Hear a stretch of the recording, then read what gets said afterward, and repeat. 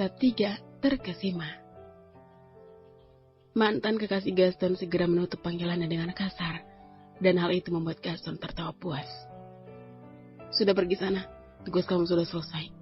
Titah Gaston sambil sedikit mendorong tubuh Dara dengan kasar. Dengan wajah muram, Dara menjauh. Meski sudah sering mendapat perlakuan dan ucapan kasar, tetap saja hati Dara masih sering bersedih jika dirinya diperlakukan kasar oleh majikannya. Gadis itu beranjak dan pergi ke kamar mandi untuk berganti baju dan membersihkan masker di wajahnya. Setelah keluar dari kamar mandi, dia melihat linjir yang baru saja dia kenakan. Pakaian ini bagaimana, Tuan? Tahu Dara dengan ragu. Buang saja sana. Lagian siapa juga yang mau pakai pakaian bekasnya pembantu. Dara rasanya ingin teriak mendengar ucapan Gaston yang tak henti menghinanya. Baik, Tuan, permisi. Dara berpamitan dan tetap menunjukkan senyum manis meski hatinya berontak. Malam itu dia rebahkan tubuhnya kembali di kasur dengan mood yang tidak baik. Ingin marah dan melampiaskan kekesalan, namun dia tidak punya daya. Gadis itu membalikkan badannya hingga berposisi tengkurap. Dia pejamkan mata hingga air matanya menetes. Dara rindu kepada orang tuanya. Tak terasa air matanya menetes dengan deras membasahi pipi mulusnya. Ayah, Ibu, Dara rindu. Terlalu lama menangis, akhirnya gadis itu lelah dan tertidur. Keesokan harinya, Dara bangun dari tidur lalu melakukan rutinitas paginya. Setelah selesai menyiapkan sarapan, dia kembali ke belakang untuk melanjutkan tugas lainnya. Namun langkahnya terhenti ketika sang majikan memanggilnya. Sini kamu. Selama 1 bulan Dara bekerja di rumah Gaston, pria itu mungkin baru 2 atau 3 kali memanggil Dara dengan sebutan nama. Karena selebihnya, dia hanya memanggil dengan sebutan Iya, Tuhan. Dara selalu gugup jika majikan arogannya itu memanggil. Cepat mandi dan ikut aku. Ini pakai baju ini. Titah Gaston. Dara tidak segera menerima pakaian yang Gaston beri. Dia justru terdiam mendengarnya, memandanginya. Aku menyuruhmu mandi dan memakai baju ini.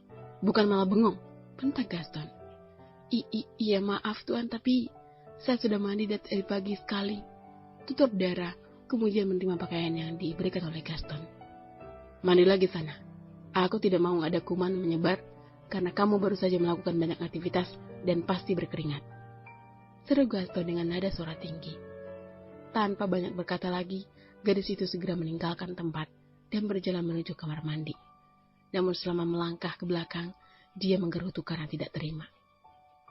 Enak aja bilang aku nyeberin kuman.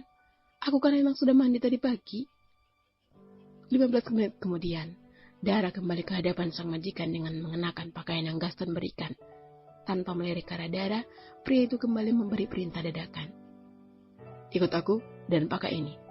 Gaston memberikan sepasang sandal dengan hak pendek dan juga tas branded yang sengaja dibeli untuk Dara. Ketika Dara sedang memakai sandalnya, Gaston kembali berulah dengan kata-kata masamnya. Sebenarnya wanita itu tampak mempesona jika menggunakan high heel, tapi aku ragu menyuruhmu memakainya. Kamu kan orang kampung yang biasa pakai sandal jepit, terjatuh pakai high heel, malah malu-maluin aku. Gaston mengakhiri kalimat dengan tawa meremehkan.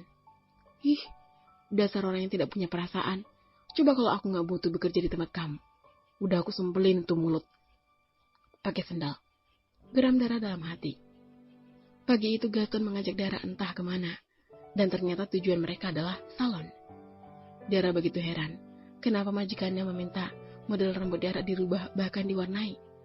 Gadis itu juga dipasang bulu mata serta cat kuku. Begitu bertanya-tanya, namun apalah daya, dia tidak berani melawannya. Usai di makeover, penampilan Dara sangatlah berbeda, dan hal itu sempat membuat Gaston terkesima.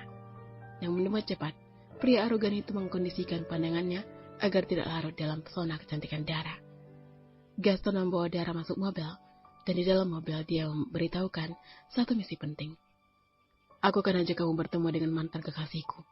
Jadi kamu harus berpura-pura menjadi kekasihku. Jangan menghindar jika mungkin nanti aku memegang tanganmu atau bahkan memelukmu. Paham? Titah Gaston. Dara hanya mengangguk saja, karena dirinya tidak mungkin menolak.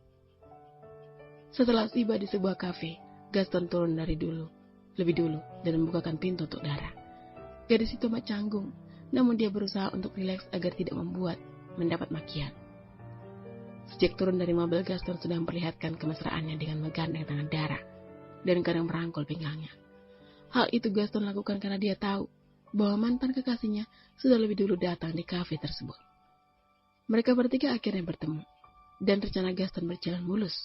Dia berhasil membuat mantan kekasihnya percaya bahwa Gaston bukan pecundang, dan bukan pria bucin yang patah hati karena putus cinta. Usai melakukan drama romansa dengan Dara, mereka berdua pulang.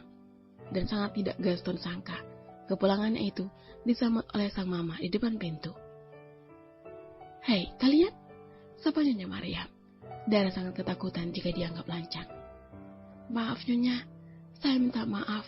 Ini tidak seperti yang Nyonya pikirkan," ucap Dara dengan jantung berdebar. "Gaston," panggil Nyonya Mariam. "Ya, mau ada apa?" Saat pria itu dengan santai, sementara Dara hampir saja mati berdiri karena takut.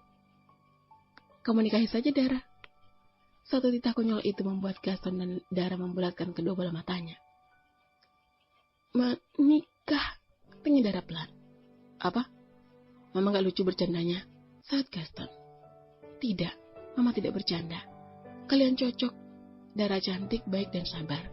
Mama yakin dia bisa menjadi istri yang baik untuk kamu," tutur Nyonya Mariam kepada putranya. "No, Gaston gak mau. Tolak pria itu." "Baiklah, kalau gitu biarkan Mama tinggal di sini buat ngurus kamu," tukas Nyonya Mariam. Tidak, itu juga tidak mau. "Aku sudah bisa mengurus diri sendiri, Ma," sangkal Gaston. "Tidak, kamu tidak bisa mengurus diri kamu. Semua berantakan sejak kamu minta Mama tinggal di rumah adik kamu," tegas Nyonya Mariam. "Baiklah, lebih baik aku memilih mau menikah dengan dia saja," Gaston menjawab dengan anteng, tanpa dia pikirkan bagaimana tanggung jawab dalam menikah. Satu kalimat yang Gaston ucapkan membuat jantung Dara hampir copot dan sejenak berhenti berdetak.